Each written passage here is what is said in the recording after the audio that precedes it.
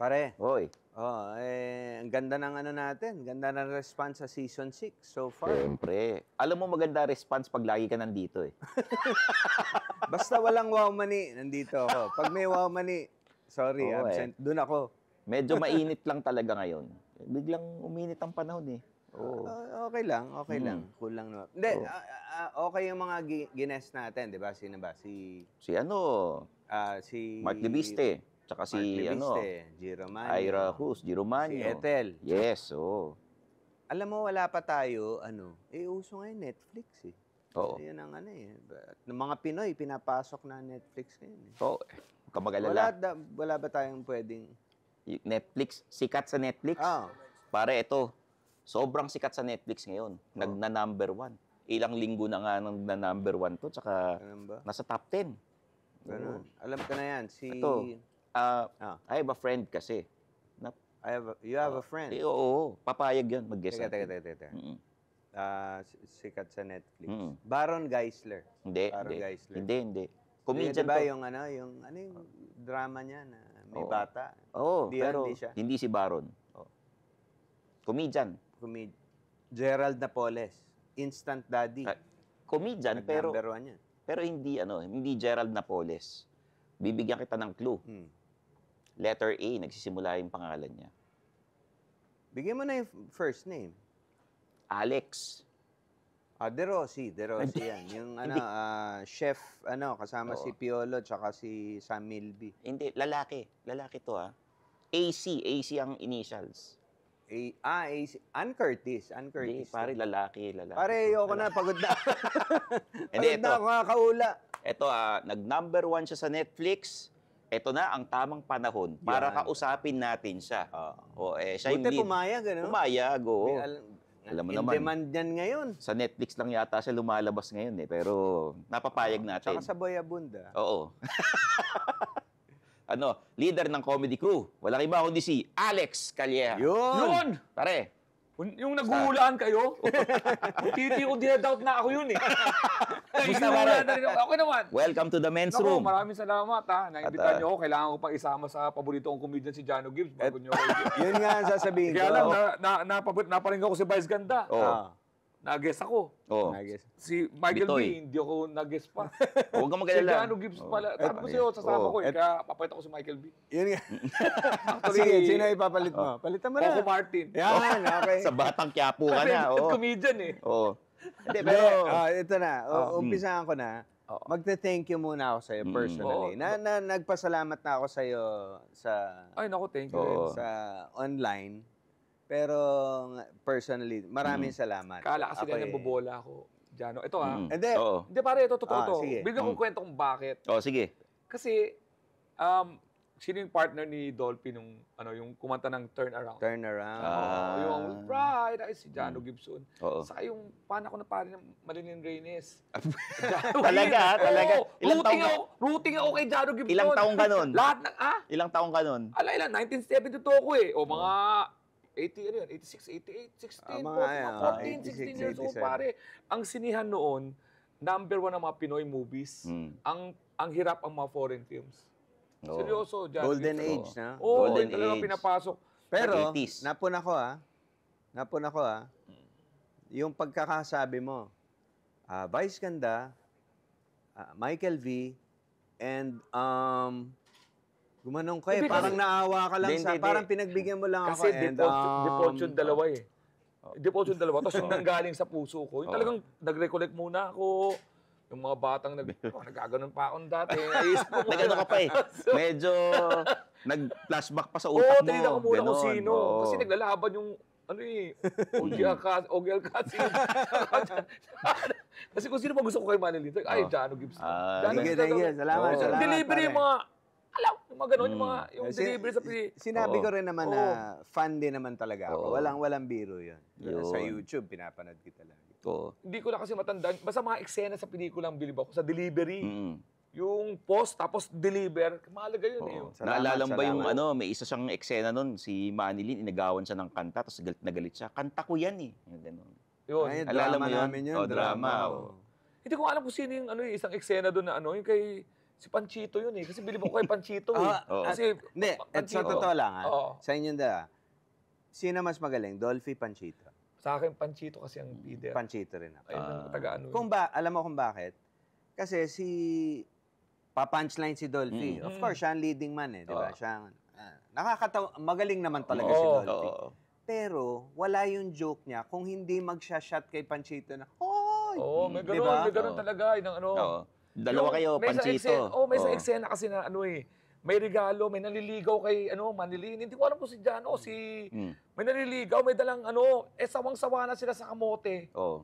Sabi, nagrereklamo si Panchito, puro na lang kamote kasi may kamotehan sila eh. Puro na lang kamote, may naliligaw kay Malin. Sabi, ay salamat, mayroon ako sa inyo.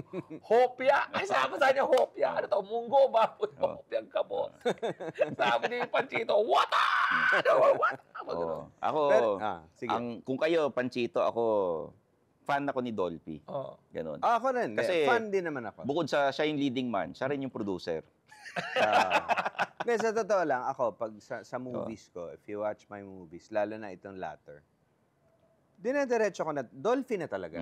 Pinapattern ko na. Parang, kumbaga, kinakarga ko yung Gusto ko ituloy eh. Gusto ko ituloy. Anyway. Unang na former sa ala. Former, latter. Latter, ang galing ang ginawa niya yung latter. Later ako, hindi latter. Hindi, former ka, di ba? Former. Ganun yung mga... Pero siya, nag-aralan later. talaga pag former and latter gumagamit na ganun. Ako ganun. Lately. O ito pare, para naman sa yung malaman ng mga viewers ng Men's Room, ikwento mo paano ka nagsimula sa stand-up Natanong comedy. na yan. Panoorin nyo na lang sa... Hindi, ito. Meron kasi siyang kwento ron. Pero syempre, hindi niya nakakwento na nag-Accenture kasi siya. May workshop doon, may comedy workshop. Isa siya sa mga graduates. Tapos nag-open mic kami noon sa Ortigas. Kasama ko si Stanley. Comedy Cartel yun. Ang mga nanonood noon, mga 5. 3. Oo. Meron pa open mic tayo sa coffee shop. Nag-aaral yung mga nando doon. Tapos bigla tayo mag-open mic. Doon sa Capones yun. Sa may meron pa yung sa sa Coffee Bean. Coffee Bean. Ito na yung Capones. Sa taas nun, may tumutugtog na banda. So, Akala namin made na kami. Akala namin made na kami kasi mga pang-apat na linggo namin. Nakita namin may mga grupong papasok. Yung mga fans nung banda. Tumuhan sa amin, sino to? Tumakbo sa taas. Tapos hindi niya kinikwento yung may pinagpe-performan kami na restaurant sa Makati, Greenbelt. Binigay sa amin yung araw na mahina, yung Lunes. Tapos yung Lunes mahina. Pagkain na binibigay sa amin, yung nilaga. Tapos kanin. Tapos masungit sa amin yung mga waiter. Tapos ang katabi na, mga nanonood doon, may katabi kami, ang pangalan, Cafe Habana. Okay. Tambayan ng mga foreigners yun. Yun doon mag-hook up yung mga Pinay at foreigners. Tapos yung foreigner, dadalhin ng Pinay doon sa place namin. Okay, Siyempre, hindi naikinig sa amin dahil siyempre yung foreigner, unang-una, hindi nakakaintindi ng Tagalog. Tapos, siyempre, iniintindi niya yung babaeng katabi niya. So, yun yung mga experience namin. Sarado na naman yun eh. Oo nga, sarado na. Wala na. So, pero paano nga? Yung unang pasok mo, bakit at paano ka, yung unang sabak mo? Kasi, sorry, hindi ko alam yung history mo kasi. Team Tide kasi naka-discover sa akin, sa si Alan Manalo, doon nga sa Accenture. Sila yung mga... Ano yung Accenture? Accenture is a call IT center. programmer. IT programmer ako, hindi. Okay. May open sa iba doon. Call center lahat, IT. So, yung IT, sa call center, nung nag-workshop sila doon, si Tim Tayag sa si Adam Manalo, stand-up comedian sila. Mga kasabayan nila. Matagal ko nang gusto yun kasi kakapasok lang ng cable noon, Jano. Yung cable, pasok ng HBO, Comedy Central. May Jack TV. Tapos doon nakakita kami ng mga stand-up sa Comedy Central. May so yun. Premium Blend. Dati kasi wala akong pangalan sa ginagawa ko, kundi funny hosting, funny stand-up. Diba nag-host ka pa nung yung mga reunion ng mga senior? Yun, mga ganun. Pero meron ka ng ganun, no? May ganun na ako bago mangyari yun. May mga hosting na ako. Pero akala ko ginagawa ko lang funny hosting. Kasi ang kilalang comedy nun dito, yung mga comedy nila, Vice Ganda, yung mga comedy bar noon. Hirap na hirap kami dati makapenetrate sa mga restaurants kasi iniisip nila, mga okray kami ng audience. Sabi namin, nagkukwento lang kami, observational. Meron na niyan, ang mga meron na niyan, punchline, tsaka... Meron na niyan, clowns yan. Matagal na, library. Yan ang matatagal na. Yan talagang kilala. Diba? Ayan, mga ganun comedy. Pumasok ka doon? Kayo ba mo? Ako hindi. Actually, nagkaroon kami ng contest sa teleradyo, Laugh Out DCMM. Loud. Ang ginagawa yon sa mga comedy bars na yon. Oo. So, may mga ano doon, mga judge namin. Oo. Mga stand-up comedians. Ikaw ko sa iyo yung judge. Si Kit Kat. Sino pa isa? Awel Paz. Awel Paz. Awel Tsaka Paz. si Kane Chowa. Yan. And ang host nun si Pretty Trisha. Oo. So, mga gay comedians, doon kami lumaban. First runner-up ako doon. Ang nag-champion doon si Once. Na isang si Once. gay comedian din. Yun ang Nagkatapat kami sa semifinals. May mga challenge yun, ganun. Paano katulad ng sabi niya, uso nun yung gay comedy. Yun talaga. Yun Hanggang ngayon naman, ang yun pa rin. diba? Oo. Paano nyo na yun? Hindi kami, ang in-offer namin alternative, hindi naman kami parang kami ang tama, Yes, kayo ang mali. Parang ganun. So, ang dating namin, of course. in case na may gusto ko yung alternative, kami yon. Pero ang mahirap na muna?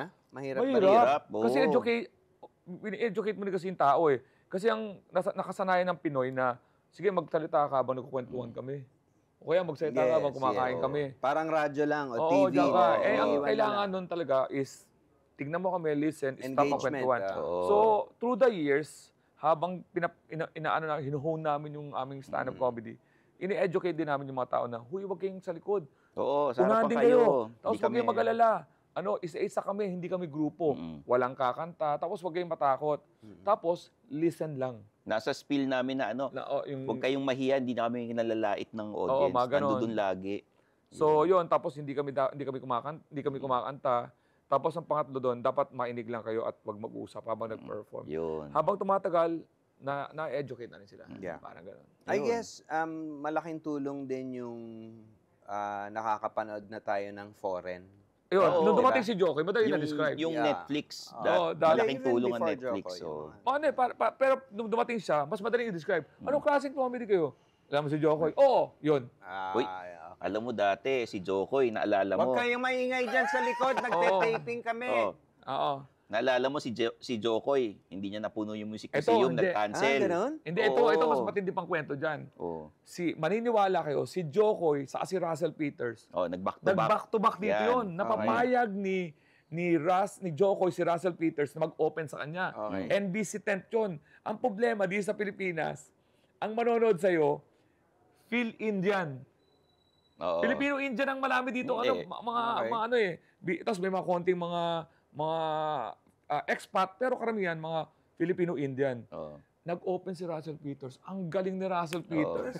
Ang galing. Nag-open siya. Kung tutusin, mas sikat siya kay Jokoy noon. Tinawag si Jokoy. Para si Jokoy may nang hekel, pinabuksan niya ilaw. Inaway niya. Sa sobrang frustration niya, nag-perform sa amin yun sa 19 East. Pinaperform namin sa dulo. Way back 2010 to 20... Tagal na. Matagal na, 2010, 2011. So, hindi pa siya sikat hindi sa pa siya. Netflix. Actually, dalawa ang karir ni Jokoy eh. Pumutok siya ng mga 2006 kasi nag-guest siya sa Filipino flag siya, nag-guest siya. Akala niya tuloy-tuloy na, nawala siya. Nung nawala siya, ang pagbabalik niya yung VIX na. Nung nag-produce na siya sa Netflix. Yun ang kanyang ganong apat. Parang ganun. So, yun. Na siya, di ba? Sa anong award-giving yung body? sa awards kasi. Golden Globes. Niloko ba naman niya si Taylor Swift eh. Si Taylor Swift ang opening niya, which is... Hindi, alam mo, mahirap nun. Nanloko siya. Okay lang yun eh. Normal naman yun eh. Kaso hindi siya artista eh. Award-giving body ng mga artista yun. Hindi ka namin peers. Hindi ka tulad ni Conan O'Brien. Diba? May certain... Talagang may, kumbaga, okay lang. Tsaka ang tingin kasi nila kay Jokoy, hindi purong puti. So yun ang mga experience namin na nangyayari sa likod ng journey namin. Sa mga nagsasabi kasi na, uy, bago lang kami ha. Hindi.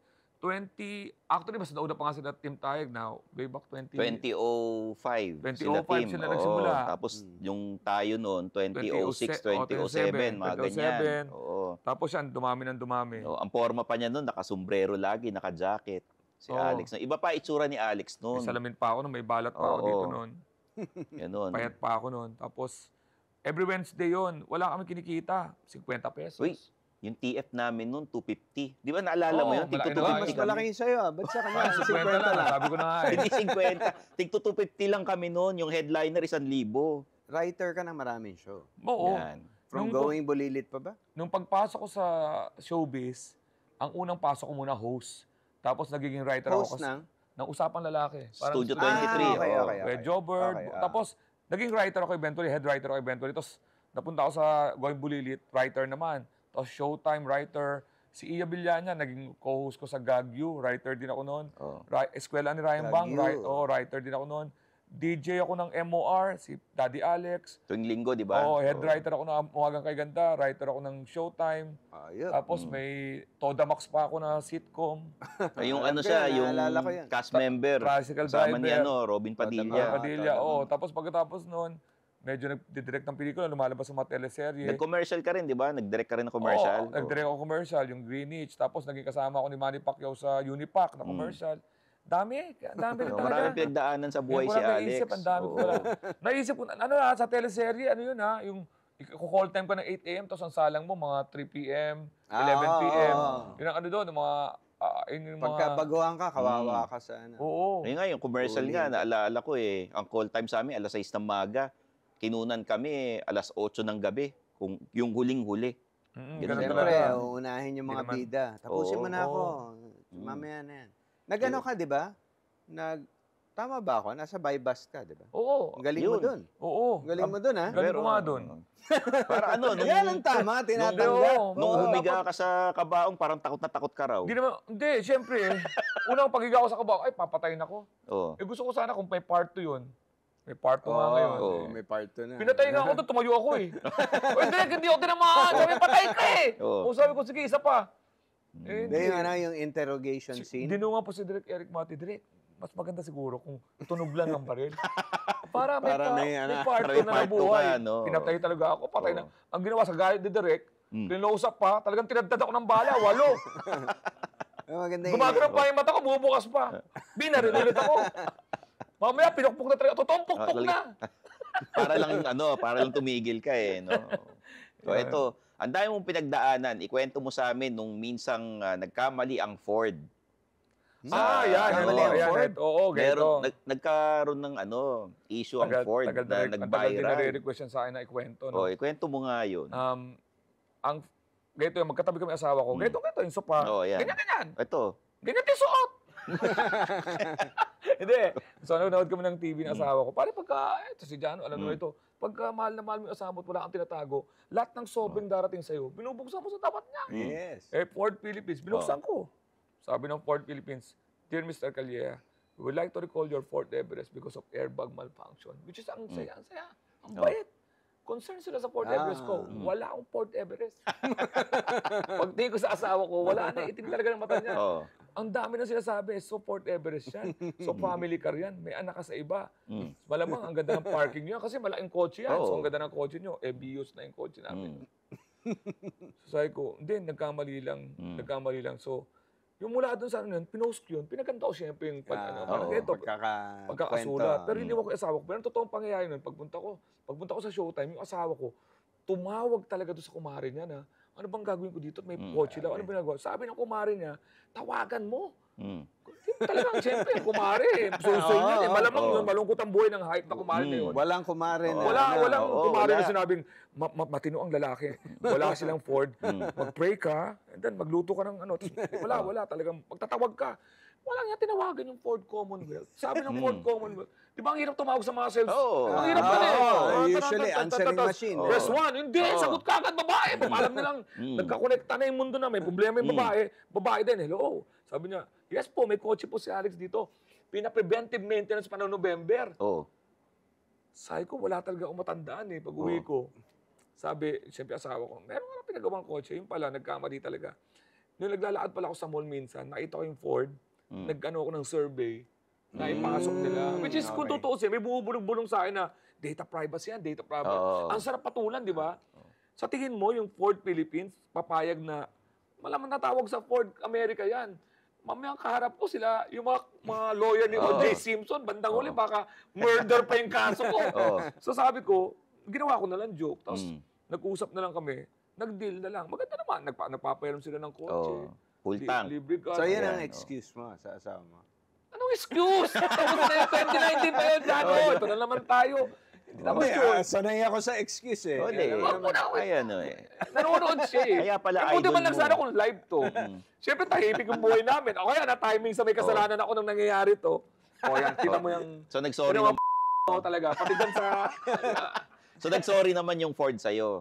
Hindi ko na, kasi parang sa amin, lagi akong tumitingin sa sa magandang angulo na isang negatibo. Yung naman komedyante, di ba? Parang malungkot comedy. So, tinignan ko siya. But imbis na, tignan mo to na parang sulsuli ba? Kasi alam, magastos ang lawyer eh. Di ba? So, ang ginawa ko na lang, tinignan ko ng suspect na, uy, usap tayo. Nakakatawa naman nangyari, no? Sakay mo na lang, Lex. O, kilala ako sa Fort Everest. Hanggang ngayon. Nakakairam ako hanggang ngayon. Oo. Di ba? So, di iba-iba ang kotse ko ngayon, hindi matandaan yung plate number. So, sigurado ako yung coaching yun ng Ford Everest, hindi mo dinadala sa car wash. Di ba? Yan, yung car wash.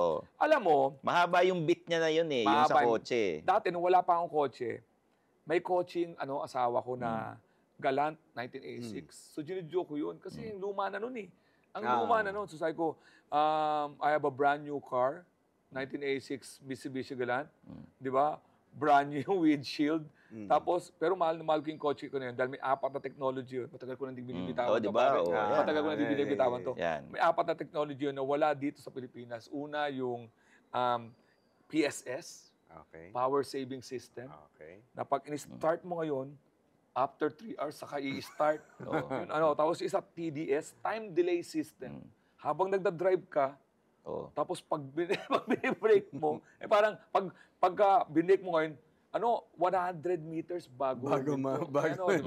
Tapos meron tayong advanced braking system. Pag hihinto ka na, mo na ngayon? Kapitan mo na ngayon. Tapos may prayers yun. Tapos pang-4, ACC, Adjustable Climate Control. Device yun galing sa roon na pag nilagay mo sa loob, kung ano yung temperature sa labas, yun din temperature sa loob.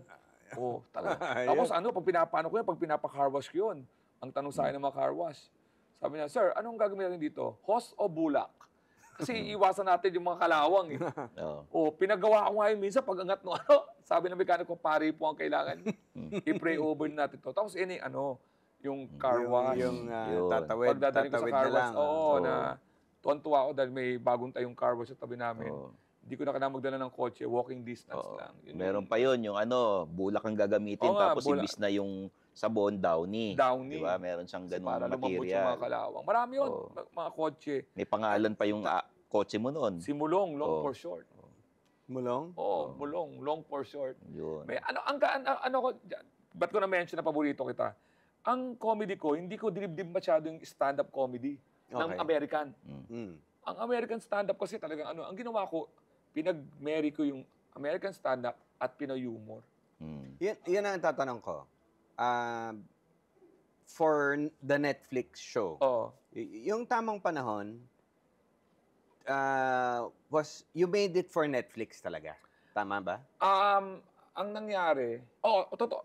I made it for Netflix for that particular. Pero yun ang aim mo talaga. Yun ang aim ko, no? Pero yung material ko, any point ng career ko, pang Netflix material. Okay. Meaning, kung halimbawa, may nauso ang Netflix nung 2013, may sapat akong material para maging ganun yung... Kumbaga, kasi dati ang uso, HBO special eh. Di ba? Nung pandemic na lang talaga lahat tayo naka-Netflix. Kasi yun ang itatanong ko, yung I watch you on YouTube, parang hindi eksakto. Iba, medyo iba. Did you, in-adjust mo talaga for Netflix? Ang problema kasi sa Pilipinas, no, pwede kang mag-video ng mga performance. Yes. Sa ibang bansa kasi, bawal ang cellphone. Kaya, na-maintain nila yung integrity ng material nila. Hindi siya nalalabas sa online. So dito, ang problema naman, nasa dilema kami na, pag hindi mo pina-video, suplado ka. Saka hindi ka sisikat, hindi ka hindi ka mag-viral. So yun yung dilema, no? Pero itong material ko lately, talagang sinigurado kung walang masyadong lalabas, no? Kung may lumabas man, iba-ibang version, o kaya hindi siya yung buong buo. Hindi yung word for word. Kasi practice ko siya, kailangan ko muna ma-test drive kung okay sa Pinoy. So yun. So, yung nakapanood sa Netflix, may original plan ako, ang na-execute ko, 60%. Kasi 40% doon ad-lib. Hindi, may kinausap ka kasi ron eh. Nice. Hindi talaga. Pag 2 beses ko siyang ni-record, by the way, magkasunod na araw. Okay. Yung mga tao, wala silang idea na Netflix yun. Para natural yung tawa nila. So, nagbayad pa sila. Pareho lang yung suot ko ng 2 araw. Ang nakuha ko yung pangalawang araw. Pero pag nag-usap kayo yan lang. alam mo, nanood ka ng unang araw. Nanood ka ng pangalawang araw. Pag nag-usap kayo, ibang-iba. Kasi may umistorbo sa akin yung napanood ko sa Netflix. May umistorbo sa akin babae na cannibalism eh. Doon ako na sumipa yung ad-lib ko. After nun, hindi ko na alam kung ano patutunguhan nung nag-ano na lang.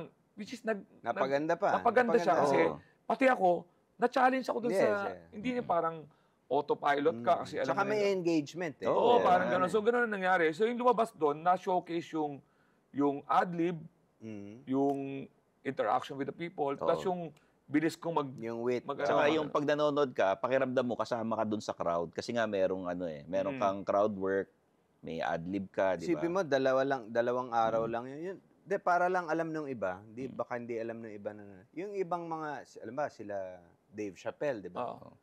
Minsan mga 4 na araw, tour yun. Tour. Na pinagsama-sama lang yung, di ba? Ang advantage lang talaga sa ibang bansa, ang laki ng hindi lang, ang dami nilang pupuntang mga, may special ako. May special ako, gusto kong practicein. Ang mga ginagawa ng mga stand-up comedian doon, pupunta sa mga comedy bar ng mga maliliit. Boston, New York, sa West Coast ka. Tapos pagkatapos makakabuo sila, kaya ang swerte mo, pag nakapanood ka nung araw na yun, pero wala ang videong patunay. Nakapanood mo yun. In fact, napanood ko sa Austin, Texas, nanood ako ng comedy na akala ko, simple-simple na yung lineup. Bilang nagsulputan sila Tom Segura, si Ron White, saka si Dave Attell. So, fan ako eh. Dati na yun eh, sila Dave Attell. So, yung pala, sabi niya, I'm just parsing the set for my special. Tapos bitaw sila. So, yun, dito pare, dito, ang Pinoy, halimbawa, ang open mic doon sa ibang bansa, walang bayad, maliit ang bayad, di ba? Dito, pag nalaman nilang walang bayad, puntahan sila doon. Tapos magtataas sila, ba't ang pangit ng show? Hindi na nagpa-practice. Hindi na nagpa-practice tayo noon. So, yun yung dilemma doon. Gusto mong mag-practice, pero kailangan huwag ka maingay. Kaya lang nakakaya doon sa bar, kasi yung bar gusto kumita. So, ang problema dito, dilemma. Bakit? Open mic. Pwede wag natin i-announce sa mga tao, Lex, kailangan namin ng business eh. Hindi, kung sino nando doon. So, mangyayari, papayag sila. Pero after mga 3 months, hindi na kayo pwede dito kasi walang tao. Ito naman problema sa actual paid, sa bar. Kailangan nilang, bumenta ng mga pagkain. So ngayon, pag kumakain, siyempre, ma-deliver mo, sisi, gano'n. Hindi ka tulad sa ibang bansa. Minsan nga yung beer lang. blender. Basta ito lang ang table sa ibang bansa, maliliit. Hindi kayo magkakilala, magkakatabi kayo. Itong bar na to, ito ang stand-up comedy sa Amerika. May stage. Magkakadikit kayo. May bayad lang na malaki sa entrance with two drinks. Walang popcorn, wala. 2 drinks. Because, tama ba? Because, kasi sa akin, as a singer, ganun din. May mga venue na ang bayad mo, yung ticket. Kanila yung pagkain. Hindi. Tama ba? Hindi. Doon sa Amerika, wala silang pakialam sa sales. Ang kailangan nila, yung ambience na pang-stand-up. Dito sa atin, kailangan mong kita yung ticket, yung sales ng food and drinks sa bar. Yun tayo. Kaya minsan, pag nag-perform ka, lalaki ng lamesa, may sisig, may sinigang, pero ang galing ng Pinoy, kung makatawa ka naman, di kumumuya eh. Pero minsan nagte-testing kami ng joke, bibitawan na namin yung punchline, biglang mag-on yung blender. Hindi maririnig. Kasi mga waiter, tisigaw na, pare, may 3 sisig pa dito, follow up. Yun yung ganun yung nangyayari. Kaya kami, sanay kami sa Pilipinas. Kaya pag sa ibang bansa, ang saya ng parang madali na to. So nakikinig lahat. Pilipinas at ang Pinoy crowd ang pinakamahirap patawanin. Bakit? Kasi, talaga? Oo, kasi pag hindi ka nakakatawa, ang dali nila ma-distract. Oo. Magsi-cellphone, kakain, o pagpentuhan. Ang mga iba pa dito, di ba? Magpapareserve ng table. May-ari. Barkada mo. Jano Gibbs. Ikaw may-ari. May mga barkada ka. Pare, front table kami ha. Front yan. Malilate yun. Barkada eh. So nag-perform na. Alas 11. Pero mo pag kinukuha naman ng video, butas yung gitna. Yun pa naman ang pinakasentro ng tawanan. Butas. Darating yun, pare, mga nakainom na. Pagdating, alam mo, may naunang dalawa dito. Pagdating nun, pare, kwentuhan yan, parang baliwala ka. Yun ang mga ini-educate namin. Hindi, tsaka talagang mahirap, lalo na pag open mic. Pare, eto, minsan nga paid show may papareserve, di dadating. Tapos biglang yung nag-order ng pagkain habang nagsiset ka. Kung di naman, magbabayad na sila, nagbibilang ng mga sukli, ganyan. Ang Pinoy, ang sinasabi namin sa mga bar sa Pinoy, huwag kayong magpapa-verbal reservation. Kailangan may pera. Pag verbal reservation yan, umuna ng konti, hindi pupunta yan. Pero pag nagbayad dyan, may dilubyo na. May kidlat sa labas, nalabanan yan. Mapasang-basa. Naglabas na eh. So, yan ang mga learnings ko din sa stand-up comedy scene dito. Pare, ito, ikwento mo kay Jano, yung pag may heckler ka sa stand-up, pag may heckler. Totoo yan. Iba-iba ang pag-handle eh. Hindi ako naka-encounter ng heckler na sadya. Sa Amerika, may heckler na sadya. Yung, you suck! Hindi ka nakakatawa. Ang Pinoy, accidental heckler. Anong sinasabi accidental heckler? Yung hindi niya alam nakaka-istorbo siya, pero akala niya nakakatulong siya. Diba? Alam niyo ba kung anong sinasabi ng Hindi ka sasagot. Yung Pinoy, kasi ang comedian, di ba may mga hypothetical question na alam niyo ba ang problema pagka parang knock-knock. Feeling nila parang alam niyo ang problema sa mag-asawa? Tapos uuna ka sa punchline. Uuna ka sa punchline kasi alam niya, gusto magpasikat eh. Tapos bilang, may mga arinig ka, alam yan. Kaya pare, abangan ito, pare. Alam mo, may nanood sa'yo dati, may nagdala, tapos may request pa na, pare, paulit nga alam mo, yung mag-asawa joke mo, yung Fort Everest. Ngayon, sige, pagbibigyan kita, yung sinasabi mo na, ito pare, ito na yung Fort Everest, Ayan, parang nanonood na sine. Wala siyang Fort Everest, eh. Parang gano'n nangyari. Doon kami nadadali sa mga Pinoy. Gano'n na accident. Ang Pinoy mabait. Bihira mo lang makakita ng kahit yung lasing, pati siya hindi niya alam na hindi nga heckler eh. Yung hindi niya alam na nakaka-istorbo siya. Pero malinis ang intensyon niya. Yung makatulong, yung may mga sumisigaw na Pero sa Amerika, mas talagang heckler heckler na. Talagang akala niya. Wala naman tayong walang ganon. Ang bait ng Pinoy. Pare, artista ka na ngayon eh. So, kung saan channel ka na namin napapanood, may bulungan kami rito na segment ni Jano. Pwede ba ikwento sa amin? Lahat ng guests namin, wala pa nagreklamo. Sige. Pwede ba ikwento sa amin sino yung mga nakatrabaho mong may attitude? Yan. Na artista, ha? Yan. Ibulong mo lang sa amin. Parang napabuntong hininga. Mukhang marami ata. Kahit sila hindi. Alam mo, pagkatapos ng taping, ano yung binulong ni naiingit sila? Wala. Alam mo, kahit na-i-message ako ng mga boss, di ko sasabihin eh. Hindi kasi mayroon ako nasabi, tapos sinabi ko na yung pangalan eh. Kasi na-realize ko na nagkamali ako eh. Yung initial ko, akala ko may attitude siya. Yung pala, wala. Parang may mga panahon na gano'n. Pero iibayin ko na lang kasi meron naman talaga ako na-encounter din na may attitude. Kaya, yung sikat ha? Hindi ko nakatrabaho pero parang feeling ko bulong mo sa amin. Hindi attitude. Parang ilang ako sa kanya kasi parang ramdam ko. Naramdam ko na hindi ako artista pag nasa paligid. Okay. Sige. Ako pare, talaga? bulong mo sa akin. Talaga? Ako doon kasi... Di ba nagpa-picture ka pa dati ron? Oo nga eh. Nakita ko yung dati sa Makati, nagpa-picture ka pa eh. Pero yun eh, parang... ko kasi parang... May pinipilis ng circle eh. Naiintindihan ko naman. Hindi, sabi mo, hindi naman kayo nagkatrabaho. Hindi, pero halimbawa, kasama ko yung katrabaho niya. Di ba? May iwang ka yung parang... OP ka, gano'n. Tapos pagkatapos nun, nag-hi ka na, pag-hello, tapos tuloy lang, tapos parang...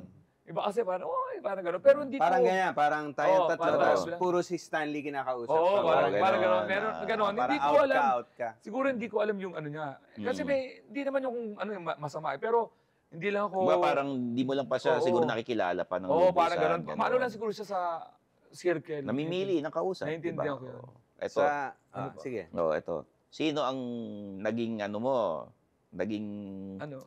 Yung may something na celebrity. Wala talaga. Nanonood din misis eh. Hindi, kahit ano. Ito na lang, tatanong ko, totoo ba to? Ako, tanongin mo, sasabihin ko. May kwento doon. May kwento doon. Sino yan? Oo? Oo. May kwento naman doon. Dali na, kwento mo na. May naman kwento dahil yun yung mapanahon na... Ay, oo. Sige. O di, share mo na sa amin. Share mo na. Hindi ba yan? Di ba? Hindi public knowledge yan. Public naman. Nakwento ko naman na... Hindi ko na masyado kinakausap. Pero... Hindi. I mean, yung ito, 2 years naman. Hindi naging nasabi ko naman. Okay. Nasabi ko naman. Ito yung panahon na nag-iwalay kami sa ako 2 years. Alam ko naman. Pero dahil susugal naman yun. Sa akin Okay. Kaya, pero pagbalik ko, nagbalik kami rin. Para fair sa'yo. Kami ng asawa ko, matagal din kami. Nagbalik lang kami, di ba? Ano mahalaga doon maayos, di ba? So huwag na natin sagutin. Pero, totoo Hindi, pa rin. ito yung kwento. Maintindihan mo na gano'n ikaw kaya kita idol. Hindi lang sa comedy, kundi dahil sa lakas ng appeal sa babae. Ano, gumano niyaya ako sa inuman. Lumunok muna. Niyaya ako sa inuman. Tapos, panapan pala yun, tawang-tawa sa akin. Tawang-tawa sa akin, siyempre nagkakainuman. Nung pag-uwi ko, inatid ako sa kotse. Pagdating sa kotse, yung beso-beso, medyo napunta sa konti. Hindi, nasa labas naman siya. Naging momol ba? Hindi mo... Alam ka naman, friendly kiss yun eh. Medyo gumaganong ka. May kissing. May kiss lang, pero ako nga ang biktima dito eh. Di ba? May gano'n? Meron. Kasi pag lalaki babae, halika ng kala nyo. Laging biktima babae. Madalas akong biktima. Pikit nyo yung mga mata nyo, tingnan nyo yung kinalalagyan ko ng panahon na yun. Pasok ko sa kotse. Bintana. Galanto eh. Galanto. Hindi dalaw pa rin yung luma. Akala ko ba ikaw yung natid? Hindi. Inatid niya ako sa kotse ko. Nasa parking ang kotse ko. Sinabayan niya ako palabas. Sabi ko, wait naman pala nito. Sabi ko, pagsay ko sa kotse, uy, bay, ito ako eh. Wala naman akong...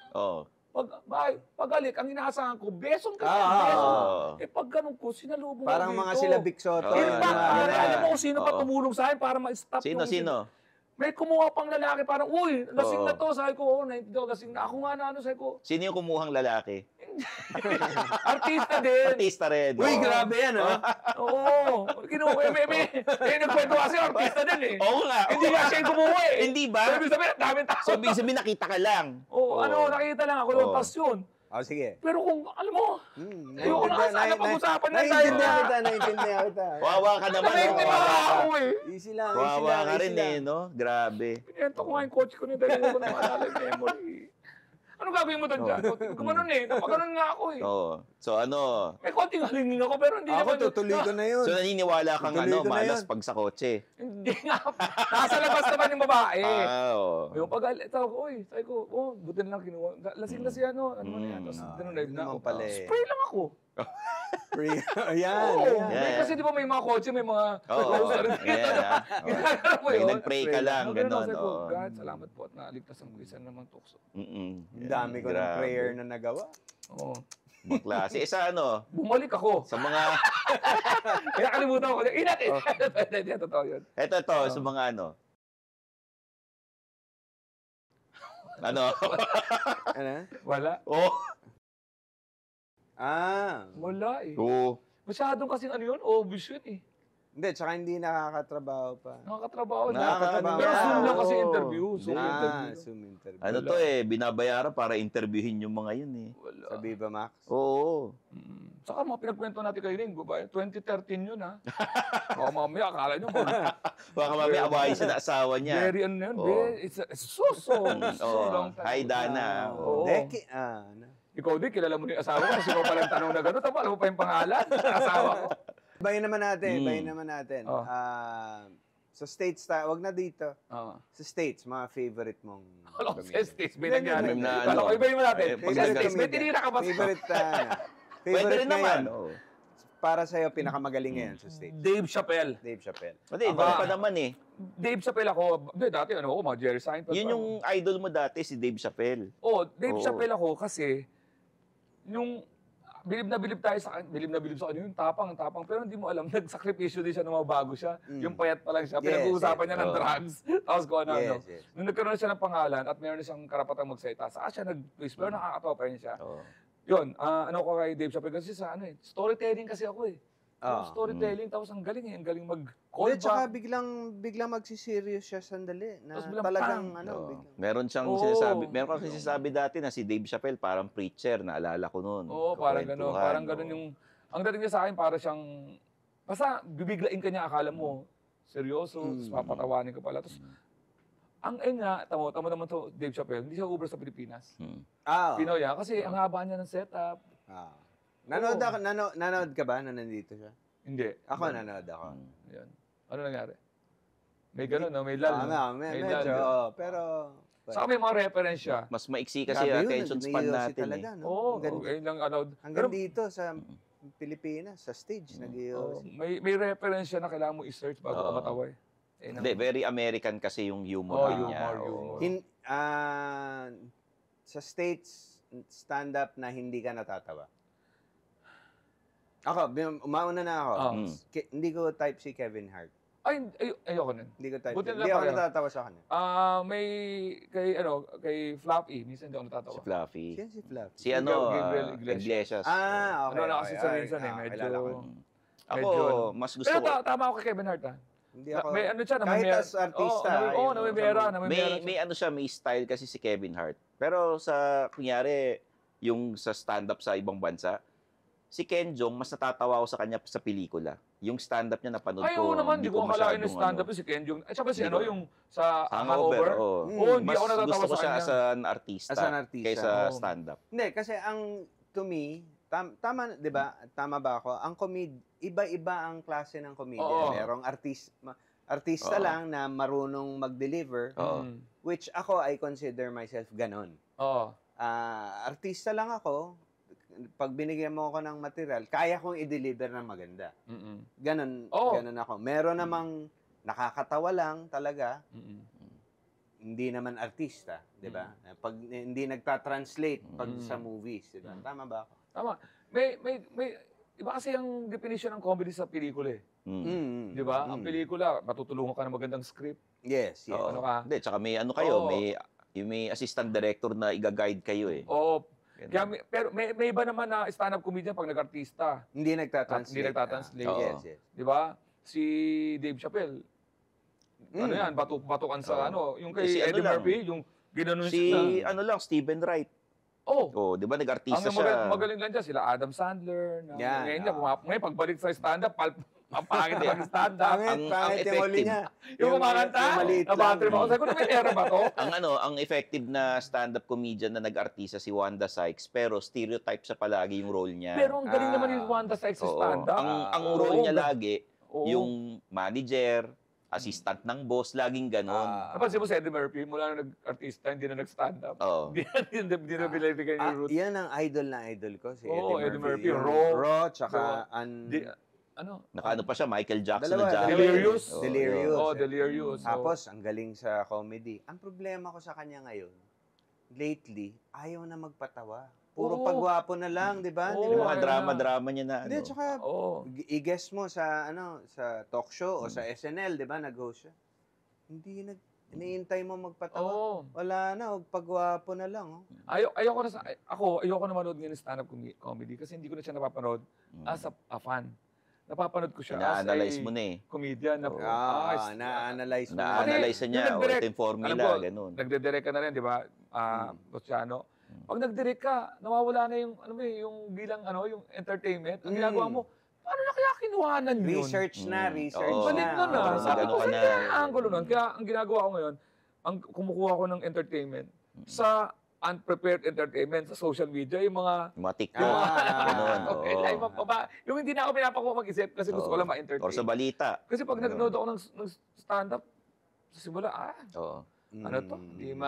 kasi hindi na ako parang fan or gusto ko mag-enjoy. Kundi, analytic ka critic na eh. Hindi na matanggal. Kaya ganun. Kaya nga ako nung pinanood ko yung sarili ko mismo, Kasi nung ayoko pinapanood sarili ko eh. Si Stanley ba napanood mo na? Magaling ba si Stanley? Oo, magkasama kami sa magaling, hindi. Alam ko napanood mo na alam mo, ito, alam ko magkasama kayo. Pero magaling ba siya? Magaling siya. Kaya lang ang problema namin dati, material.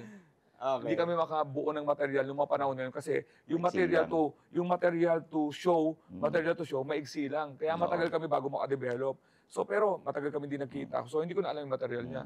Pero alam ko pa rin yung material niya dati na tatay ko Chinese, nanay ko Chinese. Tungkol sa mga pang-Chinoy. May Chinese siya. Kasi kailangan may pinanguhugutan. So yun ang napapanood ko sa kanya dati. Pero sa delivery kasi, pag once naka-deliver ka ng mga 5 jokes, ibig sabihin, yun na yung template mo to create more jokes. Pag natawa sa'yo ng ganitong joke, ba't di mo maulit?